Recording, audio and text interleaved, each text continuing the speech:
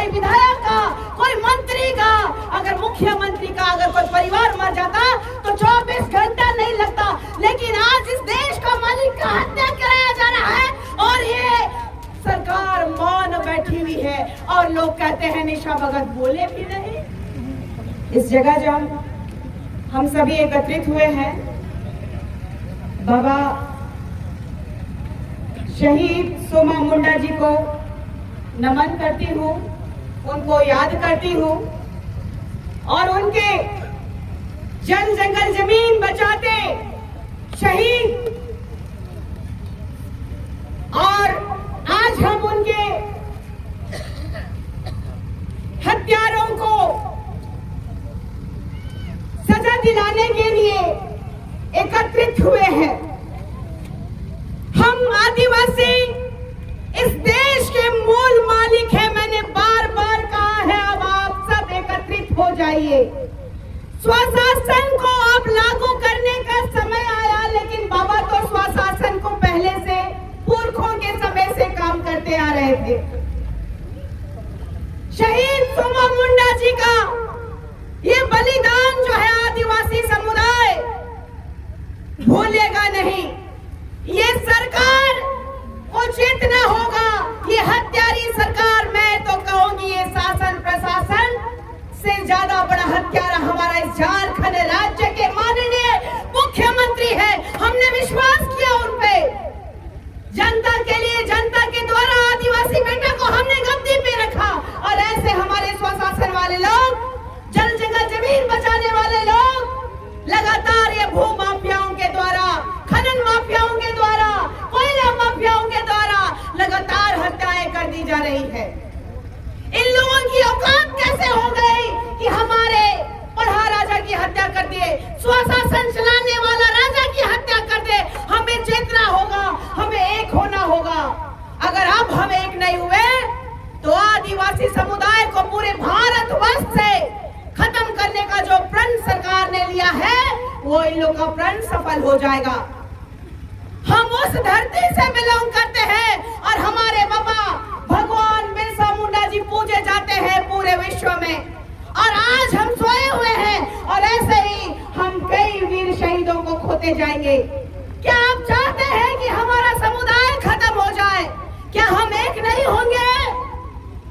क्या एक होंगे?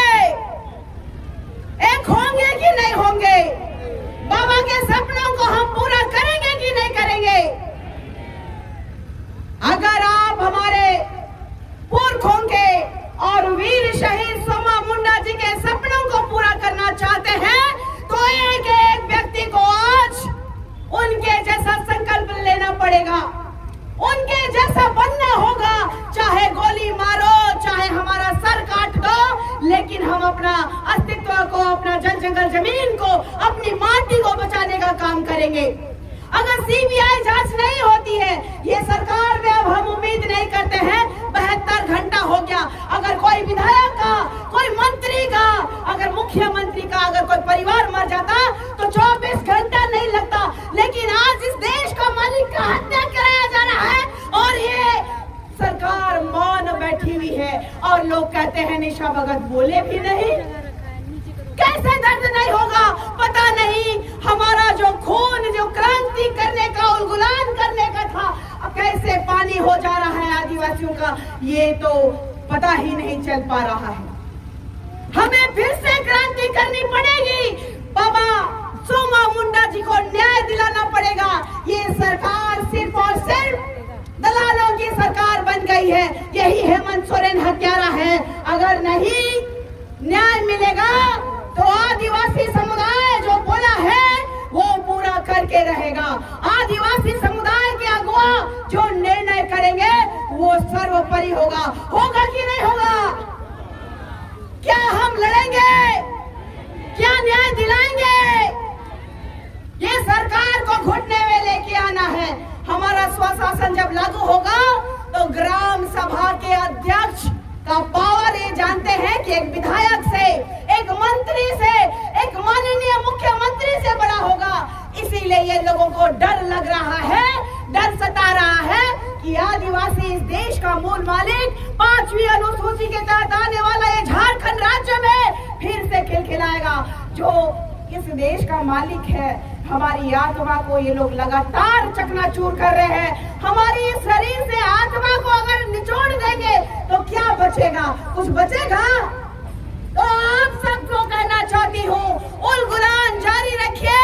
इतना ही कह के अपने शब्दों को मैं विराम देना चाहती हूँ और इस सरकार को चेताना चाहती हूँ कि आदिवासियों की हत्याएं कराना बंद कीजिए, नहीं तो गोल बंद करके एगो बोरा में बीट के सबको नदी में बहा देंगे।